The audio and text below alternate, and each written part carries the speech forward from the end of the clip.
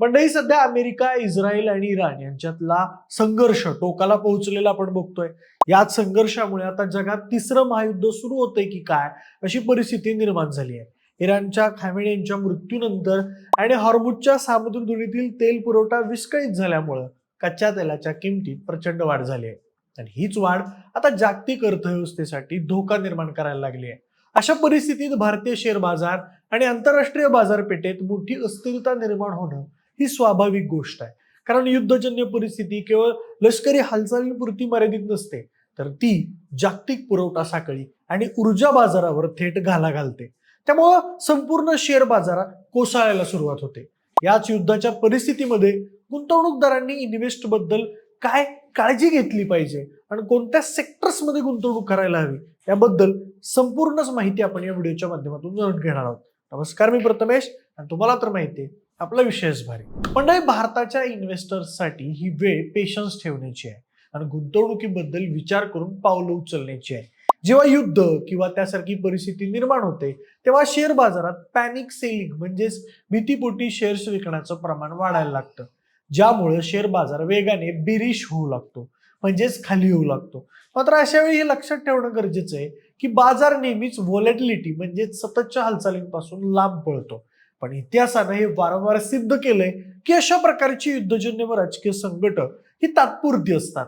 जर या बाबतीत आपण भारताच्या मार्केटचा विचार केला तर आपण आपल्या गरजेच्या 85% अधिक कच्चं तेल आयात करतो. त्यामुळे तेलाच्या किमतीतील डॉलरची वाढ ही आपल्या महागाईवर आणि चालू खात्यातील तुटींवर थेट परिणाम करायला लागते. म्हणूनच भारतीय शेअर बाजारात एशियन पेंट सारख्या पेंट्स कंपन्या, इंडिगो सारख्या विमान वाहतूक कंपन्या, टायर किंवा लॉजिस्टिक फील्ड मधल्या कंपन्यांवर दबाव दिसून यायला लागतो. कारण या क्षेत्रांसाठी इंधन किंवा कच्च्या तेलाच्या प्रोडक्ट्सचा महत्वाचा खर्च असतो.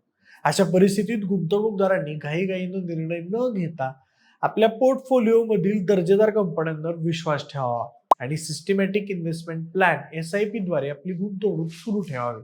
कारण घसरलेल्या बाजारात तुम्हाला कमी किमतीत जास्त युनिट्स मिळवायची संधी असते. या युद्धाच्या परिस्थितीत आंतरराष्ट्रीय बाजारातही अशा काळात रिस्क ऑफ वातावरण तयार व्हायला लागतं, जिथं गुंतवणूकदार रिस्क मधले शेअर्स सोडून सुरक्षित शेअर्सकडे वळतात. यामध्ये सोनं, चांदी आणि अमेरिकन ट्रेजरी बॉन्ड्सचा समावेश होतो. मार्च 2026च्या गोल्डच्या ग्राफनुसार सोन्याच्या किमतीत झालेली मोठी वाढ ही याच मार्केट सायकोलॉजीचा भाग आहे. गुंतवणूकदारांनी या काळात आपलं संपूर्ण भांडवल हे केवळ शेअर्समध्ये न ठेवता ॲसेट अलोकेशन या फॉर्म्युलाचा वापर करून गुंतवावं, जेणेकरून हे शेअर्स नफा आणि तोट्यामध्ये डिवाइड होतील.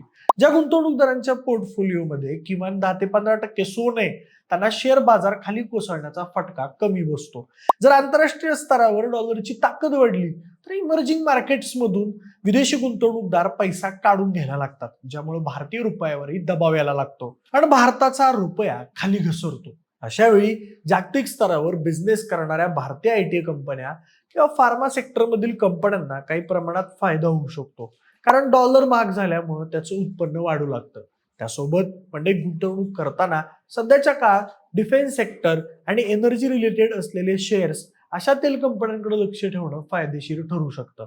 कारण तेलाच्या वाढत्या किमतींमुळे हे शेअर्स वर जायला लागतात आणि आपल्याला त्याचा नफा मिळू लागतो. या उलट काही गोष्टींमध्ये गुंतवणूक करणं हे या काळात आवर्जून टाळलं पाहिजे. यामध्ये सगळ्यात महत्वाचं म्हणजे स्मॉल कॅप आणि पेनी स्टॉक्स मध्ये मोठ्या प्रमाणावर पैसे गुंतवणं टाळावं.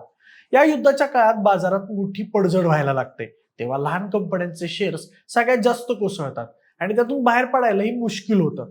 तसंच ज्या कंपन्यांवर मोठ्या कर्जाचा बोजा आहे अशा कंपन्यांपासून लांब राहायला हवं, कारण व्हॉलेटिलिटीच्या काळात व्याजदर वाढण्याची शक्यता असते, ज्यामुळे या कंपन्यांच्या नफ्यावर परिणाम व्हायला लागतो. त्याचबरोबर सगळ्यात महत्वाचं फ्युचर्स अँड ऑप्शन्स सारख्या रिस्की व्यवहारांपासून सामान्य गुंतवणूकदारांनी सध्या दूर राहणंच गरजेचं आहे. कारण बाजारातली व्हॉलेटिलिटी इतकी जास्त वर खाली येऊ लागते की तुम्ही गुंतवलेले पैसे काही मिनिटभरातच शून्य होऊ लागतात. यानंतर इन्व्हेस्टर्सने समजून घेतलं पाहिजे की युद्धाची सिच्युएशन जगासाठी नवीन नाही आहे. यापूर्वी रशिया युक्रेन संघर्ष किंवा एखाद्या देशांमधील युद्धांवेळीही बाजाराने अशाच प्रकारे रिॲक्शन दिली होती, पण त्यानंतर बाजार पुन्हा सावरला गेला. त्यामुळे सध्याच्या काळात आपली कॅश जपून ठेवणं आणि जेव्हा बाजार मोठ्या प्रमाणात घसरायला लागतो तेव्हा टप्प्याटप्प्यानं दर्जेदार असलेल्या लार्ज कॅप कंपन्यांमध्ये गुंतवणूक करणं हीच खरी गुंतवणुकीची स्ट्रॅटेजी असायला हवी. त्यासोबत अफवांवर विश्वास न ठेवता आणि टीव्हीवरील ब्रेकिंग न्यूज पाहून घाबरून न जाता आपल्या फायनान्शियल टार्गेटवर लक्ष देणं महत्वाचं आहे. जर तुमचा गुंतवणुकीचा काळ 10 वर्षांहून अधिक असेल तर ही घसरण तुमच्यासाठी एक नवीन संधी ठरू शकते. मात्र हे करताना तुम्ही इमर्जन्सी फंड तयार असल्याची खात्री करा, जेणेकरून मार्केटमधला डाऊनफॉल तुम्हाला तुमच्या रोजच्या गरजांसाठी कितीही शेअर तोट्यात असला तरी तो विकायची वेळ येणार नाही. त्यानंतर मंडळी, या युद्धादरम्यान एखादी गुंतवणूक करण्याअगोदर स्वतःला एक प्रश्न विचारा, जरी गुंतवणूक शून्य झाली तर माझ्या आयुष्यावर याचा काय परिणाम होईल? याचं उत्तर आणि हा एक प्रश्न तुम्हाला खूप मोठ्या संकटापासून वाचवू शकतो. जर कोणत्याही शेअर्समध्ये गुंतवणूकदारांनी इन्व्हेस्टमेंट केली तर त्या शेअर्सला स्टॉप लॉस लावायला विसरू नका. कारण युद्धाच्या बातम्यांमुळे बाजार एका रात्रीत 5 ते 10% खाली जाऊ शकतो आणि अशा वेळी गुंतवणुकीची शिस्त न पाळल्यास तुमचं मोठं नुकसान होऊ शकतं. गुंतवणूकदारांनी या काळात लेव्हरेज्ड पोझिशन्स किंवा कर्ज काढून शेअर्स विकत घेणं हे टाळलं पाहिजे, कारण बाजारातली व्होलॅटिलिटी ही खूप वरखाली करणारी असते, जी तुमच्या खिशातल्या सगळ्या पैशांना काही मिनिटांमध्ये काढी लावू शकते. ही रिस्क कमी करण्यासाठी डायव्हर्सिफिकेशनचा विचार करताना केवळ वेगवेगळ्या कंपन्यात नाही तर वेगवेगळ्या क्षेत्रात आणि डिफेन्स सेक्टरमध्ये गुंतवणूक पसरवून ठेवावी, जेणेकरून एक शेअर लॉसमध्ये असेल तर दुसरा प्रॉफिटमध्ये असेल. शेवटी सध्याच्या परिस्थितीत शांत डोक्यानं निर्णय घेणं हेच सगळ्यात मोठं इन्व्हेस्टिंगचं साधन आहे. बाजार जेव्हा गोंधळलेला असतो तेव्हा शिस्तबद्ध गुंतवणूकदारच कमी वेळात जास्त पैसे कमवू शकतात.